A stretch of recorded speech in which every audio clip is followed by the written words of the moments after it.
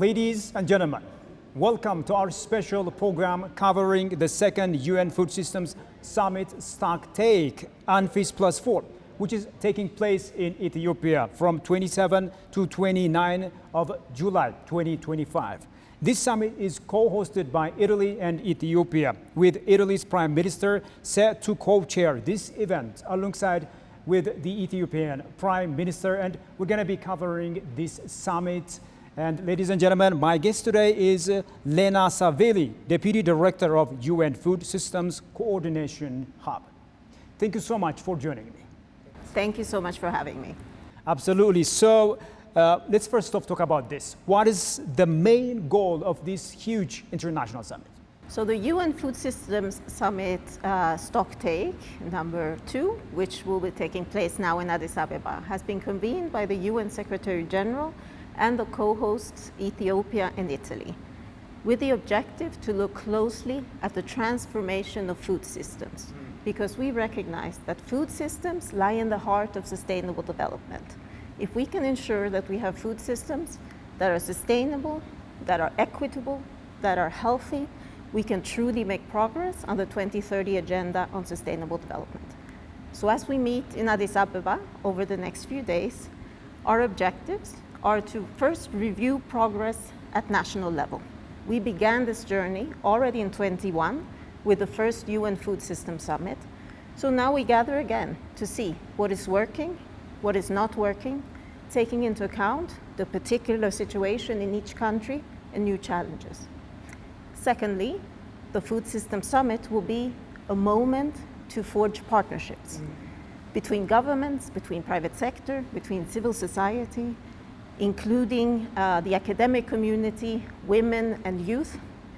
And a third objective is really to mobilize resources and financing, because we're seeing many countries are committed to transforming their food systems, yet they're lacking the financial resources necessary to really move the needle. Great. So, as you know, with over 295 million people facing acute hunger, especially in some countries as Gaza, Sudan, and of course others, how will the summit turn these numbers into real action? Well, we know we produce enough food in the world for everybody to eat. Yet in 23, 733 million people suffered hunger. A third of the world's population cannot access a healthy diet. So the Food Systems Summit, UNFSS+4, is really a critical moment to accelerate our efforts, to recommit politically to transforming our food systems, putting the right to food in the center of our efforts, because the right to food always applies, even in moments of conflict. And ensuring sustainable food systems is actually a peace-building tool. It promotes stability, it promotes peace, and it promotes inclusion. So we're hoping that at this summit, in addition to accelerating our efforts, we really want to scale up what's working at local level and ensure that we have the resources necessary to make progress at scale.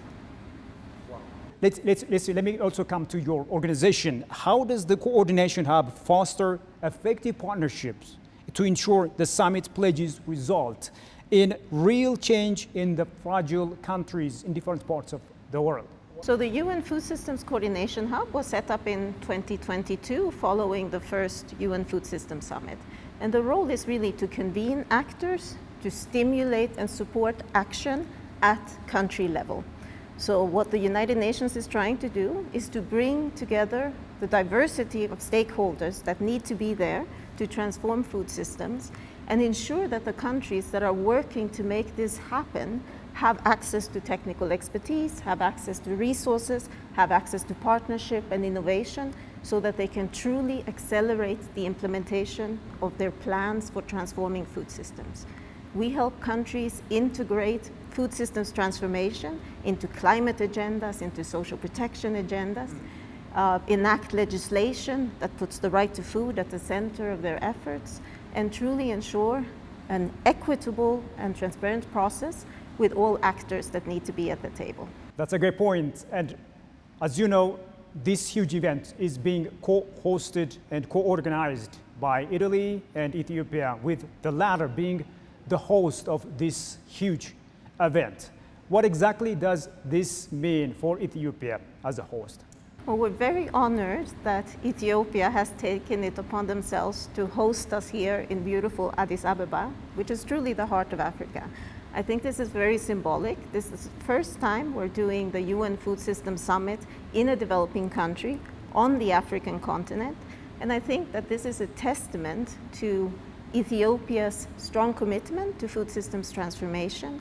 We know that Ethiopia has an agricultural-based economy and is making great efforts in ensuring convergence between food systems and the climate agenda. So we're very honored to be here. We know that this is a historical place for finding solutions to the world's problems. So we hope that we will have a very successful outcome to the summit. Thank you so much for those brilliant ideas and of course for your time. I know you have a busy schedule, but somehow you gave me some of your precious time. I really, really appreciate it. Thank you so much. Well, ladies and gentlemen, we will continue covering this huge event in our programs. Thank you so much for being with us so far. Until I see you next time with yet another program, it's a goodbye from me, Shifar Olak.